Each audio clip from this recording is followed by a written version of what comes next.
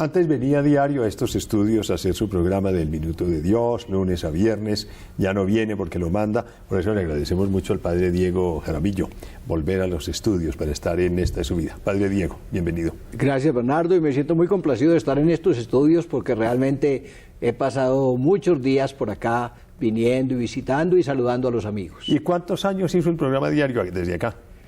Pues el padre García Herreros comenzó en enero del año 55 y yo pienso que terminamos por ahí en el año 90, de manera que, haz las cuentas, 35 años de venir todos los días. ¿Y siempre en vivo? Siempre en vivo. Claro, porque hay que incluir los comentarios del día, la situación del día. Ahora lo graba. Ahora lo grabo en el Minuto de Dios, sí, y de allá lo enviamos acá y muy amablemente aquí lo pasan, no solo en Irravisión, sino en varias cadenas nacionales y regionales. Tiene una gran difusión. ¿Siempre a la misma hora, padre Diego? Bueno, ha tenido pequeñas variaciones. En la actualidad está saliendo unos minutos antes de las 7 de la noche, pero en otra época también salió a las 7:30. ¿Siempre el mismo patrocinio? Siempre el mismo patrocinio después de 2 meses o 3 de haber comenzado. Sí, increíble. ¿Y cómo se le ocurrió al padre García Herreros? Bueno, la idea había nacido por radio, sí, en Cartagena, en febrero del año 1950. De manera que estamos en los 50 años, en las bodas de oro, de que ese nombre se hubiera acuñado. El padre García Herreros, desde 2 o 3 años antes, dirigía un programa de hora católica, pero tal vez queriendo captar más público y que no le apagaran el radio en la mitad del programa, buscó uno muy corto que se llamó Minuto de Dios. Y por eso celebramos ese medio siglo. Y pensamos, yo creo que estamos seguros de que es el programa más antiguo en las comunicaciones colombianas. Primero en radio y después en televisión. Sí. Yo pienso que sí es el más antiguo en Colombia en radio, 50 años, en televisión 45. Y me imagino que con 45 años en televisión puede ser de pronto el más antiguo del mundo. Porque, sí, señor. Tiene toda la razón. Es cierto, porque la televisión va cambiando sus programas. Absolutamente. Hubo un programa que duró muchísimos años en Venezuela del doctor Uslar Pietri, pero yo no creo que haya alcanzado esa longevidad. Es muy interesante esto, además. ¿Cómo se le ocurrió al padre García Herreros? Porque ahora hablamos del famoso Monseñor Fulton Sheen, quien inventó de veras esa presencia, lo llamaban en Estados Unidos el telepadre, ¿no? Bueno, realmente no sabría decirte cómo se le ocurrió, fuera de lo que comenté, hacer el programa pequeño de Minuto de Dios en radio y después en tele. Sí. Pero él decía que le podríamos dedicar a Dios, que le deberíamos dedicar a Dios siquiera un minuto en medio de tantos otros minutos y horas dedicados a la canción, a las noticias, a las telenovelas o radionovelas, según el caso, a los programas culturales. Entonces, un programa para pensar brevemente en Dios no era mucho, pero sí le podía dar trascendencia a los programas en general y al hombre que los veía. ¿Usted escribe lo que va a decir o se lo inventa en el momento? Generalmente lo escribo, pero de vez en cuando lo invento en el momento según las circunstancias. Según las circunstancias, sí, del día. ¿Cómo conoció al padre García Herreros? Usted, su sucesor, en forma tan brillante, con esa presencia continua, con todo lo que han hecho en el Minuto de Dios, padre Diego. Han hecho muchas cosas. Sí, algo se ha realizado, el padre hizo muchísimas cosas y nosotros hemos procurado continuar en las sendas que él trazó. Lo conocí siendo yo muchacho, primero cuando era estudiante de bachillerato, comencé a leer escritos de él que uno de mis profesores, que había sido alumno de él, me pasaba porque él creía que me podía formar en un estilo leyendo artículos escritos por el padre Rafael. Y después, ya tenía yo como mis 20 años, lo conocí de una manera muy rápida, me encontré con él, le conté que coleccionaba sus artículos y hubo como una empatía desde ese momento, por lo menos de parte mía para él. Y también él fue muy benévolo siempre conmigo. ¿Y usted lo admiraba mucho? Yo le tuve mucho cariño al padre, mezclado de admiración. Podría decir que de alguna manera fue mi maestro, pero fue mi profesor propiamente no, pero maestro en la vida sí, y mi amigo, y mi hermano, y mi padre, y todo ese montón de relaciones que se traban entre personas cuando se acercan. Sí, y fuera de eso, esa circunstancia dramática, pero tan significativa, cuando él moría, usted estaba en medio del banquete, el banquete dedicado al Minuto de Dios. Así fue, era el banquete número 32. Sí. Cada año había uno, había comenzado en 1961, yo dije mi discurso y Yo pienso que el padre cuando me vio, porque lo pusieron, no alcanzó a verlo en la pantalla, él no quiso pasar a la pantalla, pero sí pidió que le pusieran volumen y siguió el discurso que era dirigido a él. Yo le daba en nombre de todos los participantes en el banquete las gracias por lo que había hecho, por su obra. Fue una despedida. Y yo pienso que eso mismo tal vez lo llevó, como estaba enfermo del corazón, a entrar en un estado de palpitaciones que precipitó su agonía, y antes de terminar el banquete ya había fallecido. De manera que me llamaron por teléfono al Hotel Tequendama, donde estábamos en el banquete, y yo pude ahí mismo dar la noticia triste de que el padre acababa de fallecer. Sí, una circunstancia dramática, pero muy, muy significativa, ¿no? Claro, el hecho de que el padre hubiera tenido durante 32 años el banquete como el centro de sus actividades, alrededor de eso circulaban muchas cosas, y que hubiera muerto en ese preciso momento, para mí fue un signo.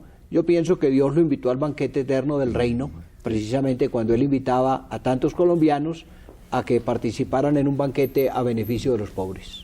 Muy cierto eso. Padre Diego, usted se formó en el seminario de Santa Rosa. Yo comencé mis estudios de bachillerato en Santa Rosa de Osos. Tiene muy, muy gratos recuerdos de esa época, y que compartimos esos recuerdos. Yo pienso que todo muchacho tiene, si le ha ido normalmente, tiene gratos recuerdos de su infancia y de su juventud después. Y para mí realmente los recuerdos de mi época de estudios son muy agradables. Me da una noticia muy triste, porque yo recuerdo mucho la fachada del seminario. Yo no estudié en el seminario, no tuve esa oportunidad, pero esa fachada, usted mismo me dijo, era de Toscana. Con sí, esas era líneas, un estilo con un revoque de cemento, sí, en líneas horizontales, y creo que, si la memoria no es muy débil, eran como entre verde oscuras y amarillas, sí, una verde oscura y otra amarilla. A mí me recordaba eso algo como lo de Siena, como lo de Florencia, en ese estilo, que aquí en otros colores también reproduce la Iglesia del Carmen de la los Iglesia del Carmen, salesianos, que es muy, muy, muy hermosa. Sí, es un logro arquitectónico. Volvemos con el padre Diego. Y después, claro, el estilo típico de toscano, que se llama, con sus líneas. Desapareció un edificio que era muy noble. En Santa Rosa hay cosas muy hermosas. Después estudió en el Seminario Nuevo, que era un prodigio porque era en medio de los bosques. Como no, había muchos eucaliptus alrededor, que había plantado un padre eudista llamado José Crepel. El padre Crepel era un gran silencioso y vivía, no hablaba prácticamente con nadie, vivía sumergido en su mundo interior, y cada momento libre iba a plantar árboles y árboles. Y el padre Crepel entonces plantó ese inmenso bosque de eucaliptos que quedaba detrás del seminario viejo. Que rodeaba al seminario viejo, y al nuevo más todavía. Y que fue como un adelantarse a esas ideas de arborización, claro, que después llegaron por doquiera. Y eran eudistas franceses muy cultos, muy civilizados, como el padre Basset también, quien fue su profesor en Historia del Arte. Sí, había padres eudistas de Francia y otros criollos, de manera que ahí entre todos se iba recibiendo la enseñanza primera. Usted después estudió teología. Me pasé a hacer mis estudios de filosofía en el seminario de los eudistas en Usaquén, aquí en Bogotá, en la calle 119. Y después estuve en la teología en la Universidad Javeriana. Y bueno, ese ha sido el currículum de estudios después. ¿Y estuvo en Francia un tiempo? Sí, tuve la oportunidad de estar 2 años en París. ¿Tiene tiempo todavía estudiando teología? Estudiando teología pastoral. ¿En qué instituto? Se llama Instituto Católico de París, es como una especie de universidad. Lo que es la Javeriana aquí en Bogotá es el instituto allá en Francia. Es cerca de San Sulpicio, ¿no? Muy cerca de San Sulpicio, en el barrio latino. En el barrio latino, sí. Y tiene además un instituto muy famoso para la educación de niños o adolescentes que comienzan a estudiar francés. Me dicen que es un excelente instituto para el estudio de francés. Posiblemente, yo no pasé por las clases de francés, claro, de ese instituto, porque nosotros toda la vida aquí estudiábamos francés, claro, teníamos profesores franceses, pero es un instituto de teología, de filosofía, es como una universidad católica de Francia. Usted también estudió griego, ¿puede leer en griego? Alcanzo medio a leer con ciertas vacilaciones, porque en mi tiempo se comenzaba griego en 5º año de bachillerato, pero a mí me hicieron en ese momento un puente y me aceptaron desde quinto al seminario mayor de una vez, de manera que no fortifiqué en sexto. Después tuve que suplir las materias para tener mi grado de bachillerato normal. Padre Diego, ¿todavía le queda tiempo de leer temas de filosofía y de teología o ya no? Todavía leo porque tengo un ministerio fuerte de predicación, y si uno quiere estarle comentando al pueblo de Dios cosas realmente nuevas y actualizadas, y tengo programas de radio, pues necesariamente tengo que alimentarme, porque si no alguien me decía que uno da de lo que tiene, como un vaso que se va llenando, y uno de lo que sobra pues va dando a los demás. Después da lo que tiene en el vaso, pero después tiene que comenzar a dar pedazos de vidrio si le siguen pidiendo, y yo no quiero dar vidrio, sino quiero dar agua clara. Y fuera de eso tiene, perdón, la administración del Minuto de Dios, que es una empresa enorme. Bueno, el Minuto de Dios es muy complejo, pero tengo un equipo fuerte de laicos que ayudan. Claro. Yo, si estuviera metido en todas las acciones inmediatas, sería imposible, terminaría loco y dañaría la obra. ¿Dónde tienen ciudadelas, barrios enteros? ¿En qué ciudades del país? Bueno, aquí en Bogotá tenemos el Minuto de Dios y una presencia fuerte también en Ciudad Bolívar. Tenemos en Tolima, en Lérida, también una presencia. En Medellín tenemos una obra llamada Talita Kumi y una presencia en la universidad, en la emisora y uno de los colegios. Tenemos en la costa, estamos en los Santanderes, tanto en Bucaramanga como en Cúcuta, con presencias que se van acrecentando o disminuyendo según las necesidades. Y ahora, por supuesto, en el eje cafetero, además de barrios que hemos construido en Pereira y en Manizales, en Armenia, en Dos Quebradas, en Calarcá, de manera que la presencia del Minuto ha sido extensa realmente por todo el país. Ha sido una obra colosal. Aquí tienen escuela hasta bachillerato. Acá, en la Escuela del Minuto de Dios. Nosotros tenemos un colegio, varios colegios, pero digamos el colegio clásico comienza con los preescolares, va hasta el 11º año de bachillerato y continúa después la Universidad Minuto de Dios. ¿Qué facultades hay en esa universidad? Tenemos en la actualidad ingeniería civil, claro. Tenemos comunicación y periodismo, tenemos educación, tenemos administración. Sí. La universidad va creciendo y se va fortificando. Claro que es universidad ya, no es solamente colegio de bachillerato, ¿no? Y tienen emisora y tienen... Tenemos varias emisoras en el país, sí. Tenemos un museo de arte contemporáneo, tenemos una productora de televisión. Bueno, hay varias cosas que se han ido haciendo para el servicio integral del pueblo colombiano. Esa fortaleza en la personalidad del padre García Herreros, ¿cómo la define usted? ¿Cuáles son sus aristas principales como ser humano y como creador de cosas de él? Yo pienso que el padre Rafael fue, en primer lugar, un hombre enamorado de Dios, amante de Jesucristo, lleno del Espíritu. Su gran inquietud era llevar un mensaje cristiano a todas partes, en primer lugar. En segundo lugar, noto un hombre abierto tremendamente al hombre, en un humanismo profundo, que había bebido en la lectura de los clásicos griegos y latinos, que profundizó en sus estudios filosóficos después, y que llevó a la realidad en su obra social. Él sufría de ver el sufrimiento del hombre. Cuando escuchaba por la radio, la televisión, que había habido un asesinato, una muerte, de la violencia, por ejemplo, literalmente el padre sufría como si fueran sus propios hermanos los que estuvieran soportando ese dolor, esa angustia. De manera que esa apertura al hombre y como una ampliación de la apertura al hombre colombiano, al hombre en general, Colombia. Realmente el padre García Herreros fue un patriota. Colombia no ha reconocido suficientemente lo que el padre García Herreros la sirvió durante tantos años, dándole un mensaje permanente y trabajando por doquiera en favor de las clases necesitadas. Pero yo creo que Colombia respeta mucho su memoria. Por supuesto que... ¿No es cierto? Sí, yo sí creo eso, Bernardo. Sí, creo que en la mentalidad de muchos colombianos el padre García Herreros sigue siendo como un paradigma. Y no solo eso, sino que basta ver su tumba. permanentemente visitada. Claro, no, y los esfuerzos que hizo, no es necesidad de venir ahora a los detalles al final de su vida, heroicos y tan mal entendidos por algunos, en fin, que fue una cosa también ejemplar, desconocida, inédita, la forma en que él enfocó el problema de nuestra violencia. Sí, yo pienso que el padre trabajó en esa línea, movido por el amor a Colombia, por el respeto al hombre que veía que moría permanentemente en atentados y en violencia, y por el deseo de la paz. Esos son aspectos que son menos anecdóticos, pero que son más serios, más profundos, más vitales. Exactamente, sí, que tienen otra lectura, como se dice. ¿Cómo lo sucedió a usted? ¿Él lo eligió? Bueno, el padre Rafael, durante su vida y los últimos 20 años, con mucha frecuencia hablaba a mí personalmente y a la gente en general que yo era su sucesor. De manera que desde ese ángulo, pues yo estaba muy cercano a él, era su director de la obra Minuto de Dios. Pero también, al final, cuando el padre murió, la junta directiva me pidió que hiciera ese servicio. Muy bien, volvemos con el padre Diego Jaramillo.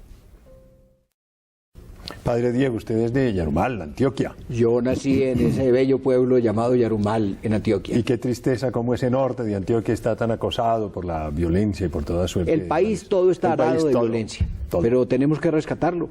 Y los yarumaleños tienen que rescatar también ese pueblo, como los habitantes de todos los pueblos, de todas las poblaciones, de todas las ciudades del país, tienen que rescatar su ciudad para la paz. Así es, no solamente el norte de Antioquia, todo Colombia. Padre Diego, hoy en la televisión, y ha tenido trascendencia, la beatificación del padre Marianito Euse, cuyo nombre, para usted como yarumaleño, debe ser muy familiar.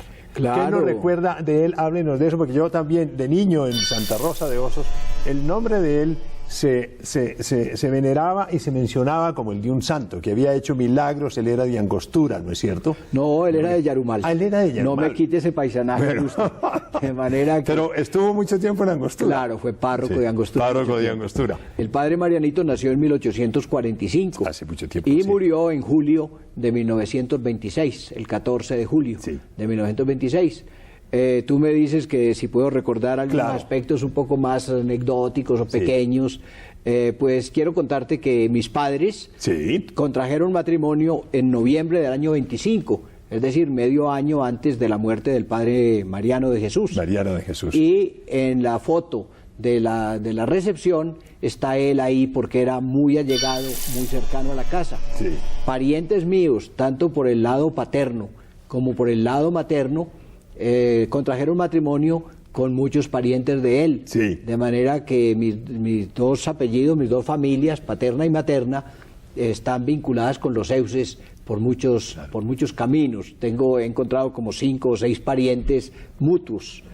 El padre Marianito, muy bendecido en la casa, hace 3 días me estaba diciendo el esposo de una de las primas de mi padre, que en el matrimonio de mi padre y de mi madre, un perro, al entrar él a la casa donde está la fiesta, un perro lo mordió. No. Y este primo, entró con mucho dolor y entonces se encontró con el padre Marianito. Y el padre Marianito le dijo: no, mi muchachito, no siga sufriendo. Le hizo una señal de la cruz en el lugar de la mordedura y, santo remedio, se desapareció el dolor y no tuvo más problemas. Pero uno de mis tíos, que vive todavía en Medellín, tenía un comienzo de cáncer, por lo que decían, y el padre Marianito le hizo la señal de la cruz. Él tenía la costumbre de humedecer en saliva sus dedos y hacía la señal de la cruz sobre la parte enferma de la persona que suplicaba, y ese tío se sanó. No. Me contaba una de mis tías, que murió hace poco precisamente, que mi abuelo le dijo: Mariano, necesito que me le hagas una oración a este hijo, y antes le había hecho a otra hija. Y Mariano le dijo: Jesús María, ¿tú sí crees en mi oración? Y mi abuelo le dijo: claro que creo, y no solo creo, sino que te pido que la hagas. Y en 2 casos, respuesta inmediata de Dios. Entonces, él es beatificado. Sí, el 9 de abril. El 9 de abril, por el Papa. Por el Papa, claro, el que beatifica en la Iglesia siempre, claro, el Papa. Es él, ¿no es? Padre, ¿qué diferencia hay entre beatificación y santificación? Bueno, es todo un proceso de santidad en la Iglesia, cuando una persona se supone que merece el honor de los altares y que la iglesia lo puede venerar, se comienza ese proceso y a la persona la llaman siervo de Dios. Sí. Cuando se estudian todos sus artículos, sus escritos, y se ve que no hay nada que obste, que contradiga la fe de la iglesia, y que su conducta así examinada rápidamente o pues tal vez con cierta lupa, sí, no pone tampoco ninguna dificultad, se le da el título de venerable. Venerable, muy bien. Luego, si ese venerable, por intercesión de él, ocurre un milagro que se puede comprobar, o mejor, que se puede comprobar que hubo una sanación, sí, pero que esa sanación normalmente no se debe a otros medios, sí, sino a la oración, pues se le da el título de beato. Sí. Y finalmente, si hay otro milagro y con nuevo estudio y nueva comprobación, pues se le da el título de santo, claro, en una ceremonia que llama la canonización. Canonización. En Colombia no hay santos hasta ahora. Tenemos 3 españoles que, sí, vivieron en el país y que son venerados como santos en la iglesia. Sí. San Pedro Claver, cuyas, claro, reliquias está en Cartagena. Sí. San Luis Beltrán, que vivió en Colombia, pero que pasó después a España, donde murió. Sí. Y el obispo de Cali, de Pasto, San Ezequiel Moreno. Claro. Hay un proceso que está todavía muy lento, el de Monseñor Perdomo, ¿no es cierto? Bueno, tenemos, antes que el de Monseñor Perdomo, ya tenemos 7 beatos, que son, sí, hermanos de la Orden de San Juan de Dios. Ellos murieron en España, en la Revolución Española, fueron matados en Barcelona. Entonces, el Papa, con otro grupo de españoles, los declaró beatos ya hace varios años. De manera que esos ya van como, son 7 colombianos. Sí, claro. De ellos hay uno que es caldense, otro que es opita, no sé si hay uno de Boyacá, y los otros son antioqueños. En todo caso, el siguiente es el padre Marianito. Padre Mariano, que están muy felices, muy contentos todos los antioqueños, sobre todo los por del norte. Supuesto. ¿Cierto que su tumba está en Yarumal o en Angostura? No, en Angostura. En Angostura.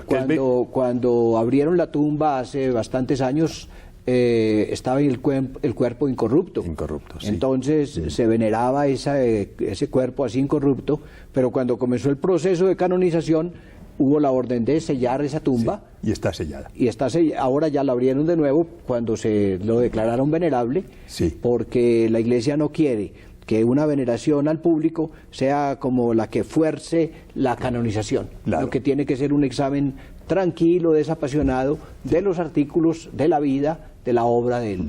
Y por ejemplo, en el caso, es en abril, ya me dijo la fecha. 9 Entonces, de abril. Van los parientes, me imagino, ¿no es cierto? Me imagino que, claro, hay descendientes. O alguna delegación colombiana, porque es un momento muy especial, ¿no es cierto? Yo me imagino que el doctor Gerardo Euse, que es sobrino nieto, el de IFE, que es director del intercambio y del ICETEX. Y del ICETEX, claro, antiguamente, por supuesto. No? Claro. El doctor Gerardo y doña Marina, su esposa, claro, me imagino que irán. Sí. Y habrá otros de la familia Euse. Te digo que hay primos míos que son Euses Bernal, Euses Sánchez, allegados a mí, o hay otros, por ejemplo, Soto, Jaramillo, claro, que tienen vinculación con los Euses, etcétera. Pues es una ocasión de regocijo para la Iglesia, un nombre que era legendario para nosotros y para miles de antioqueños desde niño. Total, cuando vi la noticia, le cuento que me alegré mucho. También yo, por supuesto, estoy bien contento con la canonización de ese paisano. Sí, señor. Padre Diego, gracias por esta charla tan grata. Como siempre, todo lo mejor en el Minuto de Dios que se merecen ustedes. Y el programa ha sido una celebración. Bueno, él siempre es un invitado bienvenido, pero de los 50 años del Minuto de Dios. 50 años en febrero que cumplimos, sí. Y que todo Colombia los rodee como se lo merecen. Gracias, Bernardo, y gracias a todos ustedes los que nos están acompañando en este programa. Muchas gracias.